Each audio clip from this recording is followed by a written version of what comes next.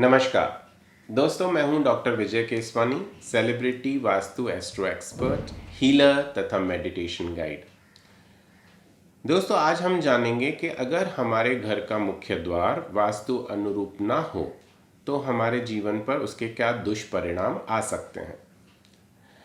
मान लीजिए कि आपके घर का मुख्य द्वार नैऋत्य दिशा में है, यानी साउथ वेस्ट डायरेक्शन, जिसे दक्षिण पश्चिम दिशा भी कहा जाता है। अगर इस दिशा में आपके घर का मुख्य द्वार है तो वहाँ पर रहने वालों के आपस में रिलेशंस ठीक नहीं रहते हैं। शादी होने में विलंब होता है, जो भी वहाँ पर शादी के लायक व्यक्ति रहते हैं। दाम्पत्य जीवन में कुछ कटुता हो सकती है। कहीं कहीं बच्चे होने में भी परेशानियां हो सकती हैं, यानी संतान अगर उन्हें चाहिए तो उसमें कुछ परेशानियां या कॉम्प्लिकेशंस होने की संभावनाएं बनती हैं।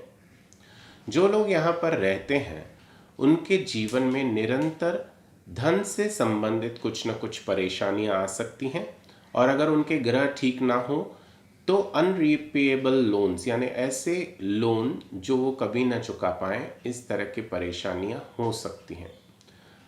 अब कहीं कहीं ऐसा भी देखा गया है, जो कि हमने इतने सालों में अपने करियर में देखा है, कि अगर ऐसे घर में रहने वाले व्यक्ति, उनकी कुंडली में अगर ग्रह काफ़ी अच्छे और पावरफुल पड़े हों तो वास्तु दोष का इफेक्ट कुछ हद तक कम होता है।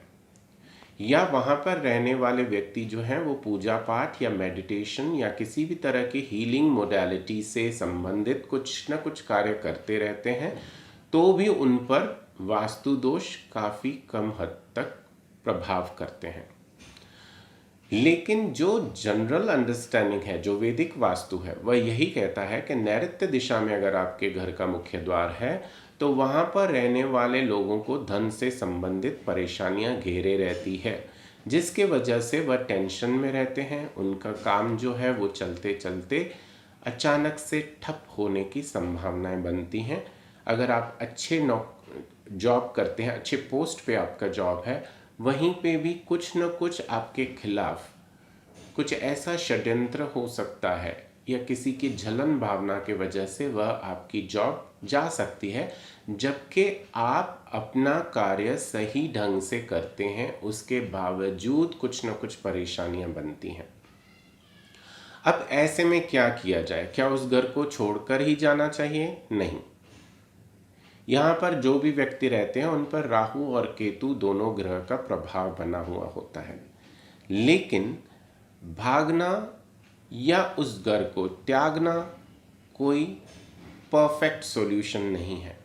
आज हम जो रहते हैं एक मॉडर्न ज़िंदगी जीते हैं, साइंटिफिक एज में जीते हैं, और आज मेन बड़े बड़े सिटीज़ में अपना घर होना ही बहुत बड़ी बात होती है।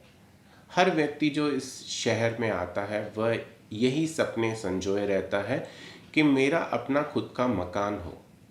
वास्तु और दूसरे चीज़ें तो वो बाद में देखेगा, लेकिन अगर वह व्यक्ति बहुत मुश्किल से धन कमाकर या लोन लेकर घर ले और उसके बाद अचानक से उसके जीवन में परेशानी आकर खड़ी हो जाए और बाद में पता चले कि इस तरह के वास्तु दोष हैं, तो सोचिए कि उस व्यक्ति के ऊपर क्या बीतता होगा।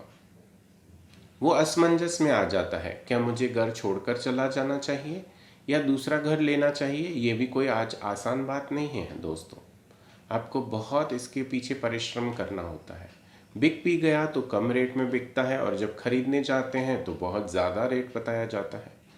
तो इसीलिए मेरी सलाह यही है कि जो हमने रिसर्च वर्क भी अब तक किया है वह यह है कि जब नैऋत्य दिशा में भी इस तरह के दोष होते हैं, आपके घर का या फैक्ट्री का, ऑफिस का मुख्य द्वार इस दिशा में है, तो डरने की आवश्यकता नहीं है।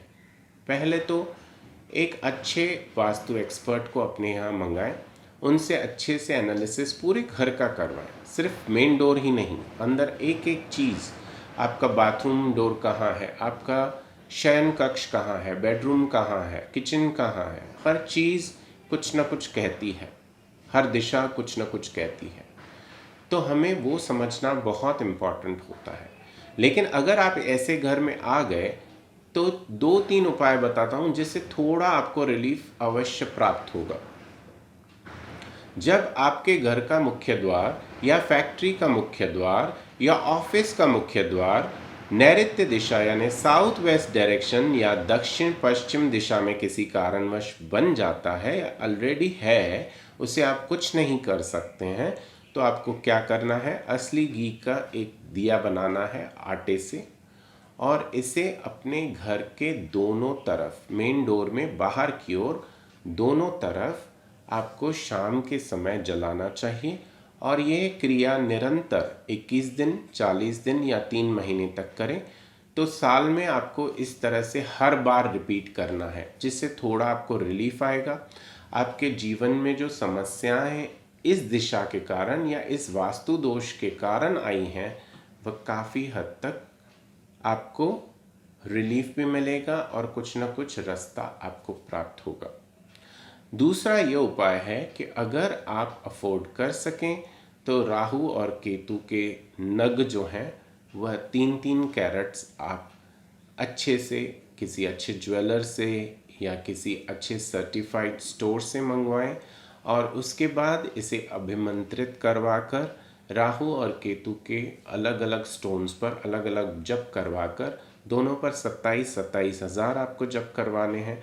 शनिवार के दिन या अमावस के दिन आपको यह दोनों स्टोन्स अपने दहलीज पर लेफ़्ट और राइट साइड में अंदर लगवा देने हैं, स्थापित करने हैं।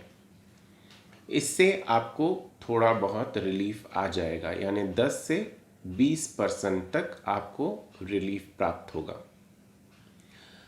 ये उपाय ज़रूर करें और आप देखें कि आपकी ज़िंदगी में कितने अच्छे और बढ़िया चेंजेस आते हैं।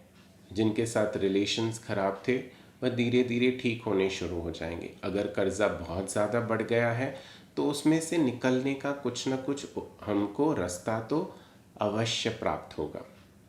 दोस्तों, हमारे चैनल को लाइक, सब्सक्राइब और शेयर अवश्य करें ताकि आपको हमारे वीडियोस हमेशा समय पर मिलते रहें और इसे आप दूसरों के साथ भी शेयर करें और सब्सक्राइब करने के लिए ज़रूर कहें ताकि आपको इस ज्ञान का भंडार समय समय पर प्राप्त हो।